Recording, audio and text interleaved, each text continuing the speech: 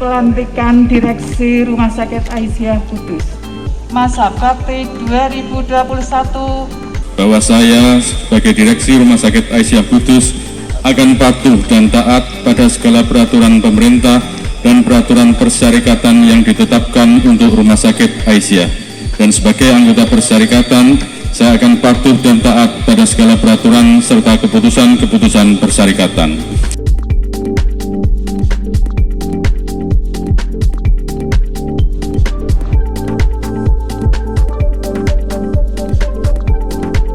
Kami ucapkan selamat. Kemudian yang kedua yang kami tanyakan tadi jelas juga sempat menyinggung berbagai hal ya, tengah pandemi seperti ini dan banyak sekali permasalahan yang nampaknya menjadi PR dengan Pak. Iya. Silakan Pak, bisa disampaikan.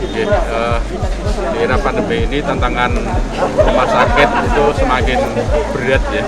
Di tengah keterbatasan dana atau ketidaklancaran dana dari pemerintah, kita dituntut untuk fight atau memberikan layanan yang maksimal dan paripurna.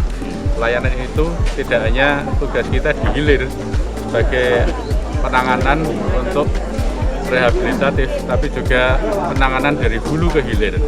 Dari hulu yang kami lakukan adalah turut serta dalam kampanye 5M maupun 3T. Itu harus dilakukan oleh semua pihak, tidak hanya pemerintah. Kemudian dari hilir kita juga harus memberikan layanan yang maksimal untuk kesiapan rumah sakit menghadapi pandemi yang tidak tahu sampai kapan ini. Dari hilir itu yang kami siapkan adalah penambahan atau penyesuaian kapasitas tempat tidur.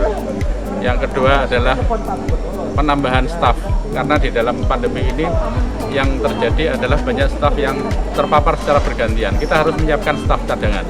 Sementara untuk rekrutmen sendiri di era pandemi ini, tenaga perawat itu masih pada takut untuk melamar, sehingga itu merupakan tantangan tersendiri. Yang ketiga adalah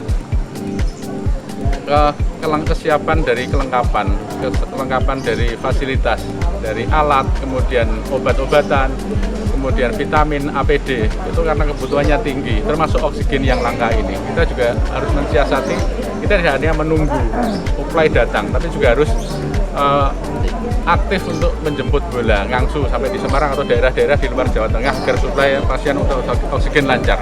Karena pada saat sekarang itu banyak yang terjadi varian baru masuk ke rumah sakit dengan saturasi yang turun. Itu yang membuat kebutuhan oksigen meningkat, tidak hanya di Kudus tapi di seluruh wilayah daerah yang terpapar pandemi ini.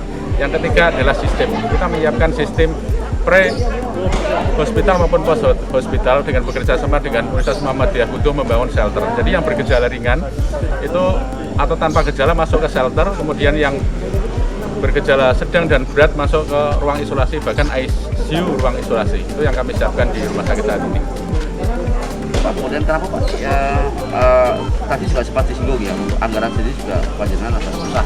Katanya tadi sempat disinggung mulai Oktober sampai sekarang. Ya, ya itu dari pemerintah kita sudah mengajukan secara rutin, sudah ada tanda tangan BAHV, bukti acara verifikasi dari klaim-klaim COVID, tapi nampaknya masih belum turun itu. Itu yang lancar adalah klaim BPJS, sehingga kita menggunakan dana-dana dari klaim BPJS yang lancar untuk operasional rumah sakit. Nilainya ada berapa Pak? Nilainya Pak? Miliar mungkin yang sudah diverifikasi dan sudah ada berita acara itu sekitar 18 miliar untuk rumah sakit yang belum turun. Itu yang COVID ya Pak? Yang COVID dari bulan Oktober. Itu COVID ya? Ya, COVID sampai bulan Oktober. Sebelumnya sudah menerima berapa? Sebelumnya Pak? Sebelum dari awal itu ya, dari awal sebelum Oktober kita sudah menerima sekitar 5M. 5M. Ya. Berarti ini tagihan masih 18M. Masih 18 ya. Kita menggunakan dana dari klaim BPJS maupun dana-dana talangan. Selama ini yang ya, dijalankan? Yang dijalankan untuk laju operasional rumah sakit. 18M itu sampai bulan apa itu Pak? Sampai bulan Mei. Ya. Pak, ini Pak, kenapa kok pelantikannya ini di ruang terbuka Pak, nggak di dalam gedung Pak? Oh ya.